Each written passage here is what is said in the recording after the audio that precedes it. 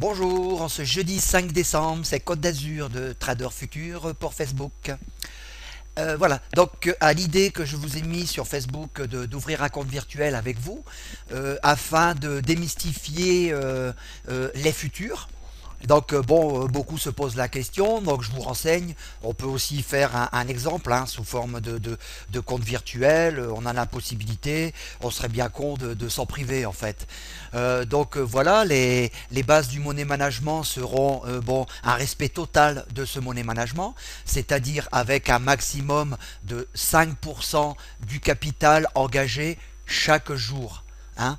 Ok, donc ça veut dire qu'aussi je ne peux pas perdre plus de 5% et je ne pourrai pas gagner plus de 5%, même quand ce sera possible. Vous comprenez, un money management se respecte à la lettre. Voilà, donc les bases sont mises.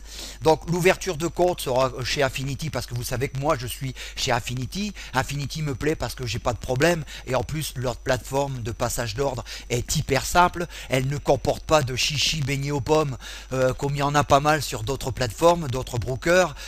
Si vous voulez, c'est comme le téléphone. Vous avez le téléphone utile où vous risquez pas de vous planter avec et vous avez par exemple l'iPhone ultra perfectionné où pour passer un ordre il va vous falloir 2 jours quoi. Déjà à comprendre, prendre la notice et bon voilà. Donc ce qui est plus simple et le plus efficace pour moi. Et ça restera toujours comme ça pour moi. Voilà. Donc au lieu de se compliquer l'existence avec l'ouverture de ce virtuel en dollars, on va le faire en euros. On est en Europe, on va le faire en euros.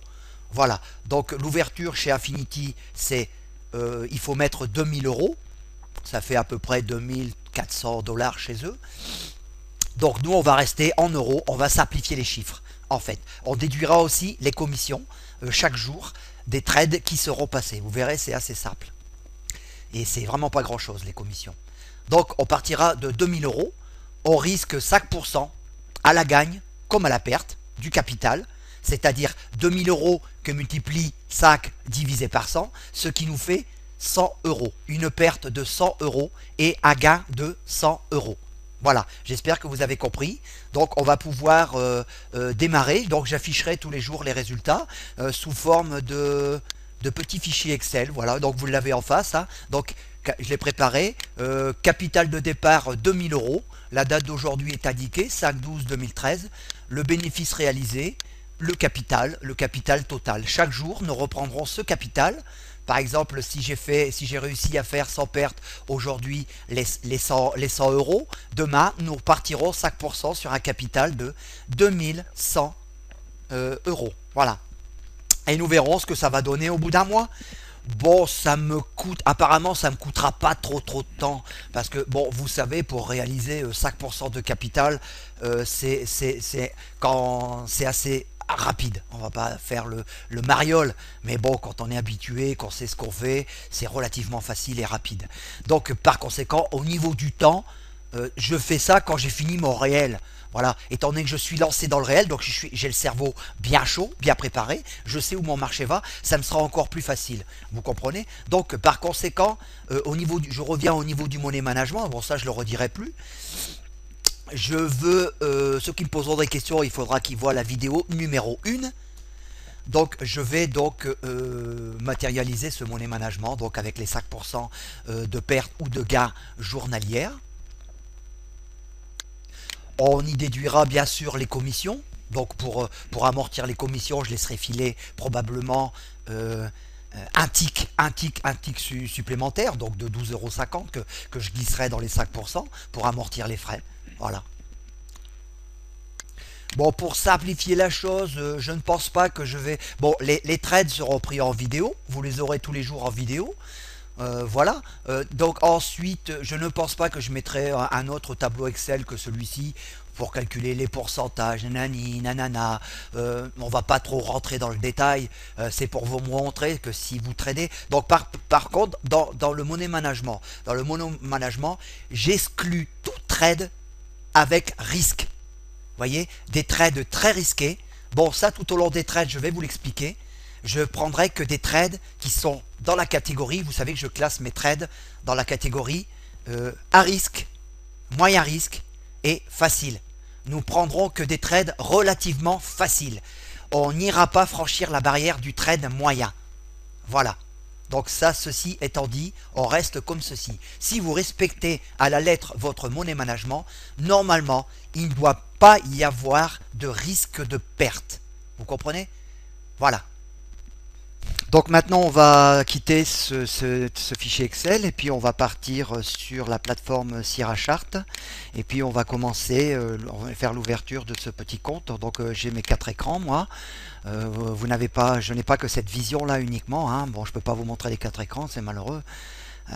C'est pas possible avec le Cam Studio et puis même avec un autre, c'est pas possible. Donc je vais commencer, je vais afficher le DOM, le carnet d'ordre.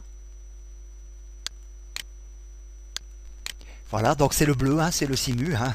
Ça ne sera pas le réel parce que vous comprenez qu'en discutant et qu'en expliquant, je ne peux pas prendre le risque de faire du trading réel. Mon trading réel est terminé.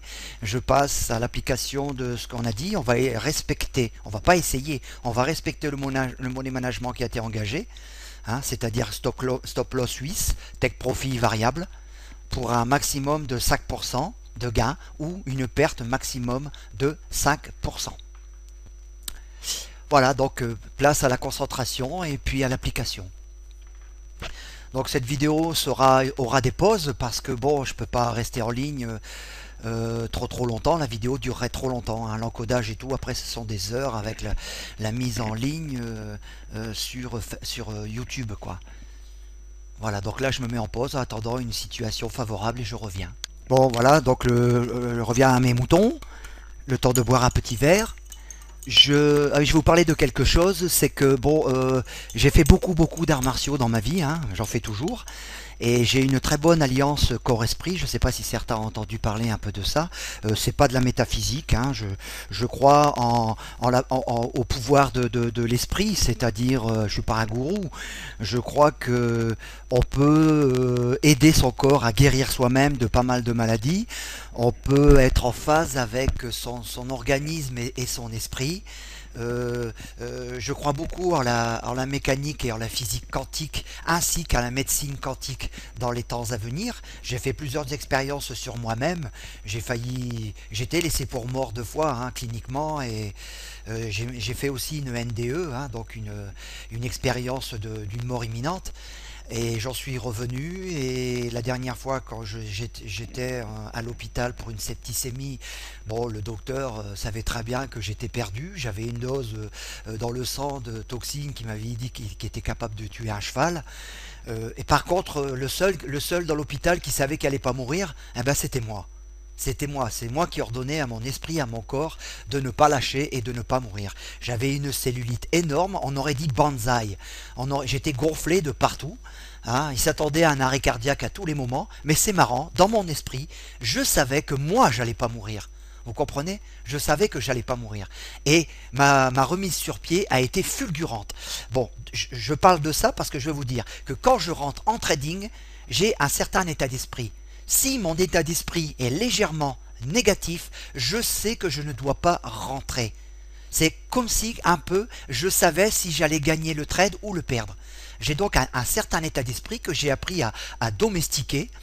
Si j'ai cette sensation lointaine que le trade va être facile et que tout est fait pour gagner, et que j'ai cette sensation que je vais l'avoir positive, je peux rentrer. Si je ne l'ai pas, il ne faut pas que je rentre, parce que je perdrai. Voilà, c'était juste une parenthèse. On y croit, on n'y croit pas. Je crois pas en Dieu. Je fais pas de religion.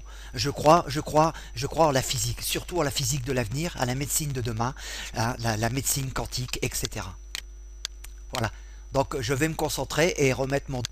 Alors une des situations les plus difficiles pour trader au carnet d'ordre, etc., c'est lorsqu'on se trouve, vous voyez, sur la périphérie du POC.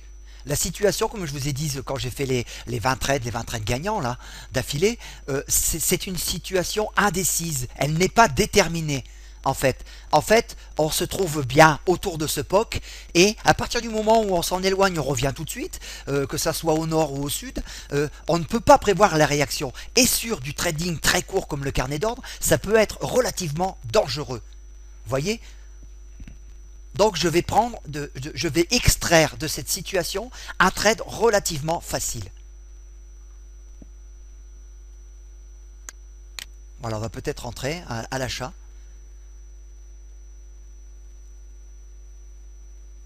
Un petit peu tard. Voilà, c'est fait. Donc un OC. On va voir si je suis pris. Ah, on va redescendre sur 6.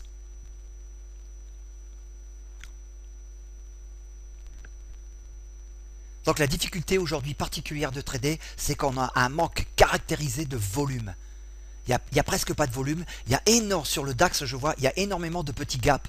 De petits gaps, c'est-à-dire qu'il y a des trous de liquidité. On ne trouve pas tous les acheteurs et les vendeurs qu'on veut aujourd'hui. Voilà, donc on est. Donc aujourd'hui, il faut couper assez rapide en fait. Il ne faut pas chercher à faire des gains faramineux. Vaut mieux additionner les petits gains.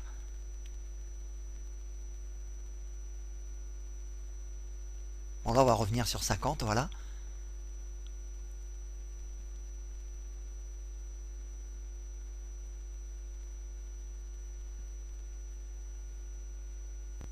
Voilà, donc on est exécuté à 62,50 €.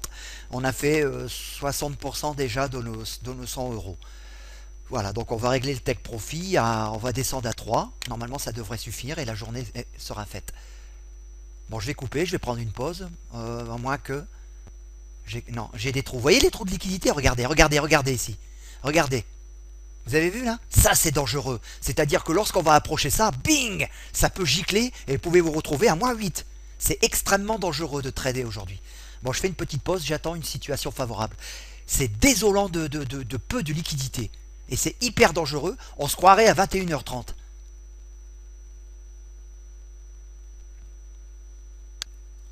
Mon footprint.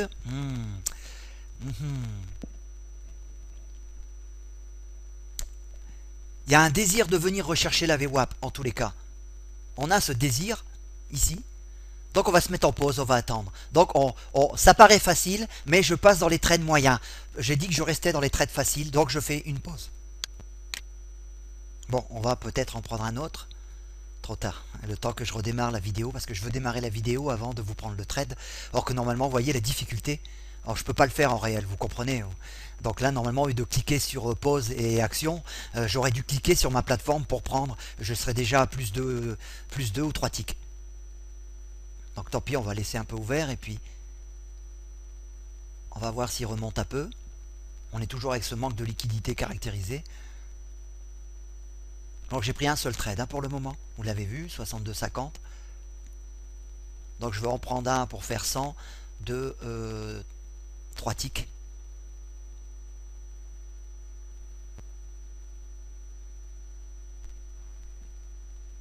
Ah oui, si j'étais dedans, j'aurais bien pu prendre. Ça va continuer à redescendre, il n'y a pas de problème. Donc c'était ici, je serais sorti.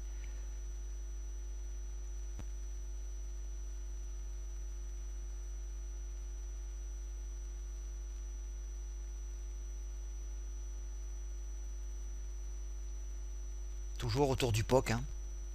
Donc ce sont des situations assez critiques en fait. On peut très bien amorcer une descente et repartir sur le POC. On fait que ça. En fait le POC on l'aime bien. C'est pour ça que c'est le POC. C'est le maximum tradé dans la journée.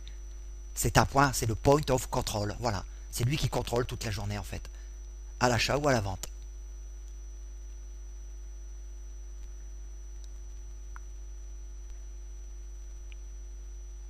On va vendre.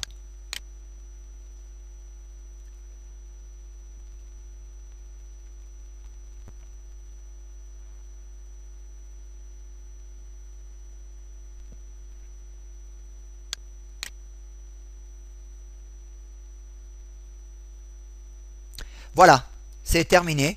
Notre journée est terminée, donc on est donc à 100 euros. Donc les 5% ont été réalisés. Bon, j'ai dit que je ferai un tick supplémentaire, j'aurais pu laisser, c'est vrai, j'ai oublié. Un tick supplémentaire que je vais prendre, parce que je veux englober les commissions.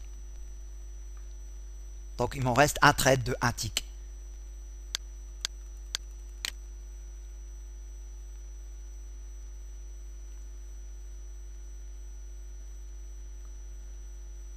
Bon, c'est la même chose, c'est pas parce que c'est un tick, il y a autant d'importance un tick que pour 10. Voilà, manqué. Je l'avais là. Concentration, GG, concentration s'il te plaît. Voilà. Ok. Donc pour un tic, c'est pur carnet d'ordre en fait, hein. Il n'y a pas besoin de regarder le graphique, hein, pour un tic. Allez, faites-moi un petit trou de liquidité, ça vous fera un bel exemple en même temps. Faites-moi un petit spread là, entre les deux. Que je vous prenne d'assaut. Il peut le faire. Il va le faire. C'est beau ça.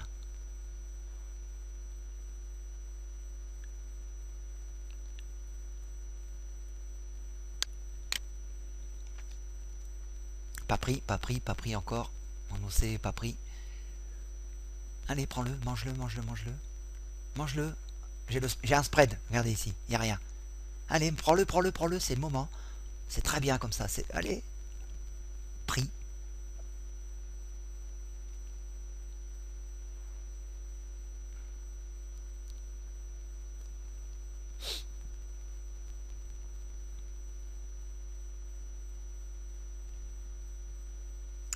Trou ici.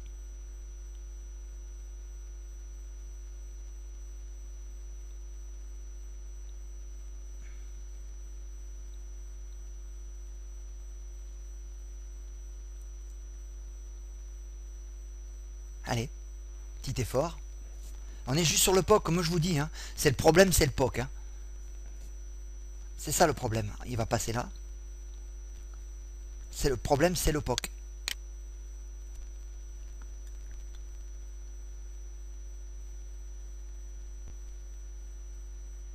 Voilà, on a du vide ici. Ça y est, c'est fait. Donc 112, terminé. Voilà, la journée est faite, hein, ça a duré, c'était pas très long, hein. Vous avez vu, ça vous permet de voir que trader au carnet d'ordre, comme je vous ai toujours dit, c'est très aléatoire, hein, quand même, hein. Bon, vous avez vu le petit tic a représenté, on va dire 40% de risque, hein. Il a représenté, c'est-à-dire que j'aurais pu le prendre un petit peu plus haut. Un petit peu plus haut. Mais c'est-à-dire que j'ai été feinté, vous savez pourquoi? Feinté simplement par des traders qui rentrent en achat direct sur le marché. Et ceci, vous ne pouvez pas les prévoir. Vous ne pouvez pas savoir. Ils sont sur le POC, ils décident d'acheter pour un tic ou deux, ils rentrent direct au marché. Vous comprenez? C'est-à-dire ceux qui rentrent direct au marché, on sait qu'ils retirent de la liquidité. Par conséquent, je ne peux pas les voir. Ils sont ni sur la colonne bid ni sur la colonne ask. Ils rentrent direct, boum, ils viennent s'inclure là-dedans. Et ils peuvent faire bouger comme ça s'est produit, 2 ou 3 ticks en avant ou en arrière, sans remettre en cause la tendance, bien sûr. Vous comprenez? Voilà. Allez, bye bye, je vais mettre tout ça sur le site et puis c'est très bien. On a un petit gap, là il y aura un petit trade à prendre. Oui, il y a 3 ticks là à la remontée. Mais GG, money management, où est-ce que c'est? Money management oblige. Allez, terminé.